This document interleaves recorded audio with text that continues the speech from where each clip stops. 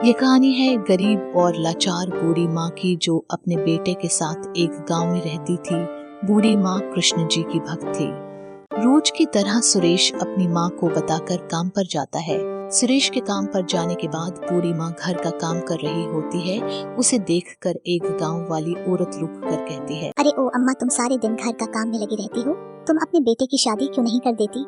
उसकी उम्र शादी की हो गई है, अब तो आराम से बैठ के खाओ। हाँ बेटा, कह तो तुम सही रही हो। मैं भी यही सोच रही हूँ, एक अपने बेटे के लिए बहू ले आती हूँ, पर मैं क्या करूँ? सुरेश शादी के लिए मना करता है। मैं कहा उसे बेटा कर ले शादी, मेरा कोई पता थोड़ी ना है कृष्ण जी कब बुला ले मुझे। उसकी आप मनाओ उसको तो अब मान भी जाएगा। मैं बेटा आज बात करती हूँ। अरे अम्मा, आज बात कर लेना। शाम को काम खत्म करके सुरेश घर आता है। अम्मा उसे कहती हैं, बेटा थक गया होगा, हाथ मुंह धो ले, मैं खाना डालती हूँ। रात को खाना खाते समय अम्मा सुरेश से बात करती है, सुरेश तुम शादी कर लो। सुरेश एकदम से बोलता है, क्या हुआ माँ? एकदम मेरी शादी की बात। अम्मा कहती है, बेटा मेरी उम्र हो गई है, अब मुझसे और काम नहीं होता, अब मेरा भी मन करता है बच्चों के साथ खेलने का। सुरेश कहता है, माँ मैं इसलिए शादी नहीं कर रहा, पता नहीं कैसी आएगी, तुम्हारी सेवा करे ना करे। अम्मा कहती है, बेटा तू कर ले। सुरेश कहता है, ठीक है माँ, तुम्हारी खुशी में मेरी खुशी। सुरेश के हाँ करने पर खुशी के कारण ना अम्मा खाना खाती है। वो कृष्ण जी को नमन करके उनका धन्यवाद करती है। अम्मा कहती, आपने मेरी आज सुन ली, आपका बहुत धन्यवाद प्रभु। ये कहकर अम्मा सुने चली जाती है। सुबह होते ही बूढ़ी माँ सुरेश के मामा को सुरेश के लिए लड़की देखने के लिए संदेश भिजवाती है। संदेश मिलने के बाद सुरेश के मामा घर आते हैं। माँ को प्रणाम कर के कहते हैं, मुझे संदेश मिला, बहुत खुशी हुई ये जानकर सुरेश ने शादी के लिए हाँ कर दी है। मैंने संदेश मिलते ही सुरेश के लिए लड़की देख ली है, आपकी हाँ हो तो मैं बात करता हूँ। अम्मा बोली, मेरी तरफ से हाँ है, 2 महीने बाद शादी तय कर दो। 2 महीने बाद सुरेश की शादी हो जाती है। घर वाले बहुत खुश होते हैं। दूसरे दिन सुबह होते ही नई बहू घर का सारा काम कर देती है। सुबह होते ही रिश्तेदार अपने घर जाते हैं। अपनी बहू का काम देखकर अम्मा बहुत खुश होती है।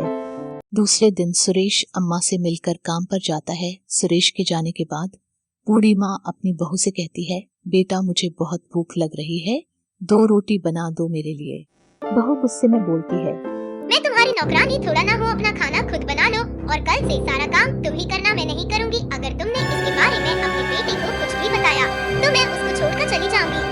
ये सब सुनकर अम्मा हैरान होकर कहती है, बेटा क्या हो गया तुम्हें? मुझसे कोई गलती हो गई? मैं सारा काम कर लूंगी, सुरेश को कुछ नहीं बताऊंगी, बस तुम सुरेश को छोड़कर मत जाना। सब सुनकर बहू कमरे में चली जाती है और अम्मा उसे हैरानी से देखती है। अब हर रोज सुरेश के जाने के बाद अम्मा घर का सारा काम करती। एक दिन अम्मा काम करते करते जमीन पर गिर जाती है। एकदम से कृष्ण जी की प्रतिमा से रोशनी निकलकर बूढ़ी माँ के ऊपर पड़ती है। रोशनी माँ को उठाकर पलंग पर लिटा देती है। उसके बाद एकदम से घर का सारा काम खुद ही होने लगता है। एकदम से माँ खड़ी होती है, मुझे क्या हो गया था, मैं यहाँ कैसे आई और सारा घर का काम भी हो गया। वो सोचती है, लगता है बहू ने सारा काम किया। अभी वो सोच रही होती है, इतने अंदर से जोर से आवाज आती है, माँ माँ माँ। आवाज सुनकर माँ बहू के कमरे की तरफ जाती है। क्या हुआ बेटा, तुम क्यों चिल्लाई? माँ मुझे पता नहीं क्या हुआ ना, मैं खड़ी हो पा रही हूँ ना, हाथ हिला पा रही हूँ। माँ मुझे लगता है ये मेरे कर्मों का फल है। इतने में वहाँ सुरेश आ जाता है। अरे माँ क्या हो गया? देखना बेटा, बहू को क्या हो गया ना, ये उठ पा रही है ना हिल पा रही है, जल्दी जाओ और वैद्य जी को ले आ। थोड़ी ही देर में सुरेश वैद्य जी को लेकर आ जाता है। वैद्य जी बहू को देखते हैं। बहू को देखकर वैद्य जी माँ और सुरेश को अलग बुलाते हैं और कहते हैं, सुरेश तुम्हारी पत्नी को लकवा हो गया है और यह पूरे शरीर पर हो गया है। वो ठीक हो जाएगी ना? हाँ वैद्य जी बताइए ना, वो ठीक हो जाएगी ना?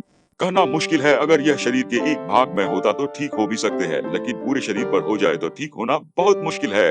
वैद्य जी के जाने के बाद सुरेश और माँ बहू के पास आते हैं। सुरेश सही बताना, वैद्य जी ने क्या कहा? मैं ठीक नहीं होंगी। नहीं नहीं, वैद्य जी कह रहे हैं तुम ठीक हो जाओगी, बस थोड़ा समय लगेगा। नहीं मुझे पता है मैं नहीं ठीक होंगी, ये मेरे कर्मों का फल है। माँ मुझे माफ कर दो, मैंने तुम पर बहुत अत्याचार किए हैं। कोई बात नहीं बेटा, तुम नादान हो बेटा, तुम्हें अपने किए पर पछतावा है, बस बेटा तुम ठीक हो जाओ। कैसे अत्याचार, मुझे बताओ क्या बात है? सुरेश तुम्हारे काम पे जाने के बाद मैं सारा काम माँ से करवाती थी और खुद बैठ कर खाती थी। मेरे जाने के बाद इतना कुछ होता था माँ, तुमने मुझे कभी कुछ बताया क्यों नहीं? बेटा उससे नादानी में हुआ है, उसे अपनी गलती का पछतावा है। बेटा मेरा कहना मानकर माफ कर दो बहू को। माँ तुम्हारे कहने से माफ कर रहा हूँ, पर ये माफी के लायक नहीं है। सुरेश मुझे माफ कर दो, मुझसे गलती हो गई। वो दोनों एक दूसरे से बात करते हैं। वहाँ से माँ अपने कमरे में आकर कृष्ण जी प्रतिमा के आगे हाथ जोड़कर खड़ी होकर कहती है, प्रभु इतने दिनों बाद आपने खुशियाँ दी और इतनी जल्दी वापस ले ली। भगवान ये अत्याचार मत करो मेरे ऊपर, मेरी बहू को ठीक कर दो भगवान। माँ कृष्ण जी से प्रार्थना करती है। इतने में कृष्ण जी की प्रतिमा से एक रोशनी निकलकर बहू के कमरे में जाकर बहू के ऊपर पड़ती है।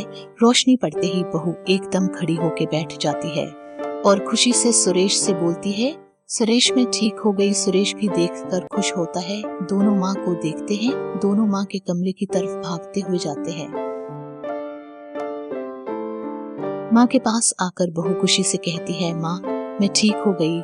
माँ ये सब तुम्हारी दुआओं और प्रार्थना का फल है। माँ मुझे माफ कर दो।